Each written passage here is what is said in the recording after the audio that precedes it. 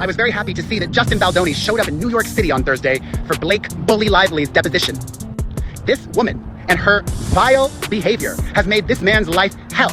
She's even made my life caca for the last 2 weeks, dealing with this subpoena. As I shared with you all earlier this week, we have learned that Pinocchio's lawyers have tried to get the private information of 107 content creator journalists. That is a fishing expedition for a non-existent coordinated smear campaign.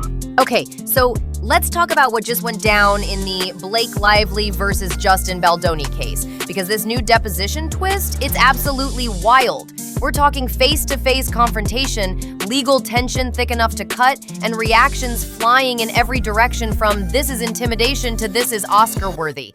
Buckle up, because this isn't just celebrity drama anymore. This is courtroom cinema.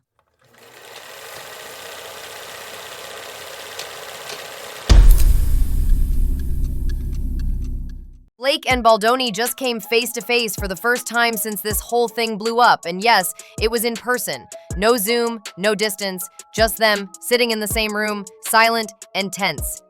The internet? Fully spiraling, and honestly, I feel the same because this case just hit a new level. Less whispers, more war. It's giving final showdown, it's giving no PR can spin this, and it's giving Blake versus Baldoni, the deposition reckoning. Let's dive in.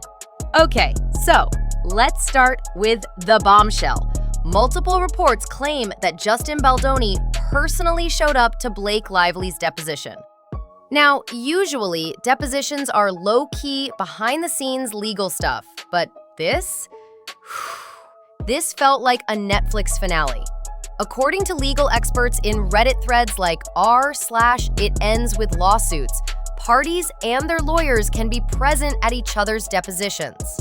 As one user, Edgar Allan Hohi, explained, parties and their counsel have the right to be present at the opposing party's deposition. Only his counsel can ask her questions, but he is allowed to observe, and vice versa. She can attend his if she wants. It could be good faith effort to prepare for trial or an intimidation tactic. And then they added, I still think he's a freak personally, but he's not doing anything illegal or inherently immoral. Yikes. And that's exactly how a lot of fans are feeling. Legally allowed? Yes. Creepy and intimidating? Also yes. Someone else commented, yes, King, show your face, stand up to your abuser. And while that reaction feels a little extra, it shows how divided people are getting about this case. because when news broke that Baldoni confronted Blake face-to-face, people couldn't help but imagine the drama. One Redditor wrote, I can't wait for the day this turns into a biopic and this scene comes on. So epic. I wish I could be a fly on the wall. And honestly, same. The visuals alone are wild. A dimly lit conference room, a stack of legal files, Blake Lively in full glam lawyer core, and Justin Baldoni sitting silently in the corner while she testifies. You know the tension in that room was enough to snap a pencil. But here's the thing, this case is starting to bring up deeper issues about how the public views women in power, especially when they're the ones accusing a man. A Reddit user on our pop culture chat said, this case, and the people defending JB, keeps reminding me of Bombshell, the film about sexual harassment at Fox News. This is a treat. What the fuck are you doing? A segment on how we over-sexualize women. I mean, you said, more myself. You know what makeup does? Keeps everybody from seeing you sweat. Well, it's most of the mean tweets that I receive are about my appearance, so it is important that we fight back against this kind of bullying. Bullying isn't meanness. Bullying is people with more power hitting people with less. These jackasses have cell phones. You have a fucking TV show. A woman can be mean or unlikable and still be sexually harassed. You don't have to personally like a woman to acknowledge she's a victim. And that point is resonating hard online. Because whether or not you stand Blake Lively, the double standards are glaring. The internet's reaction to this deposition twist? Instant. On TikTok, the trending theory is that Baldoni showed up to intimidate her, not prep for trial. One creator said, Blake's legal team better eat this man alive in court because that's some next-level chess move intimidation. Meanwhile, on Reddit, the vibes are more like popcorn and chaos. This is the most cinematic thing I've ever read.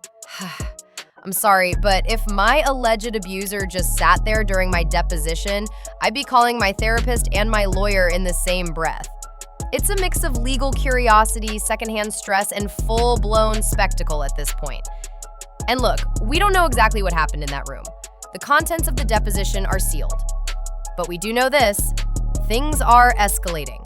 From magazine covers to sour blueberry PR, Blake and Ryan tried to shift the narrative. But with Baldoni now showing up in person, that attempt at damage control might have just backfired. One user summed it up best: "You can rebrand all you want, but real-life courtrooms don't care about aesthetics." Blake might be trying to control the narrative, but when the courtroom starts speaking, even the best PR team can't keep up. And hey, maybe this deposition won't just be in the biopic. Maybe it'll be the cold open. So what do you think? Was Baldoni just prepping for trial like a good faith king, Triamark? Or was this a low-key scare tactic? Is Blake Lively's image starting to crack under the pressure, or are we watching the start of a redemption arc with legal fireworks? Let me know in the comments, because whatever happens next, one thing is for sure: this drama is not going away quietly. And yes, I will be seated for the biopic.